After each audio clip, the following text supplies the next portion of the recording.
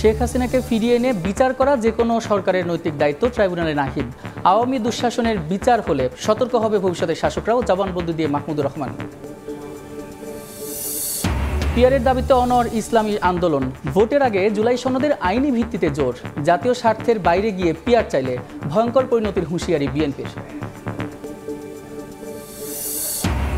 জুলাই অভ্যুত্থানের আকাঙ্ক্ষা বাস্তবায়নে সব ধর্মের মানুষকে একসঙ্গে কাজ করার তাগিদ প্রধান উপদেষ্টার। দুর্গাপূজা উপলক্ষে ঢাকেশ্বরী জাতীয় মন্দির পরিদর্শন। মন্ত্রী এমপি ও ক্ষমতাবানদের প্লট দিতে বন উজাড় করে তৈরি করা হয়েছে পূর্বাচল, বললেন পরিবেশ উপদেষ্টা। দুর্নীতির দায়ে সাবেক রাজুকের চেয়ারম্যানের বিরুদ্ধে মামলা।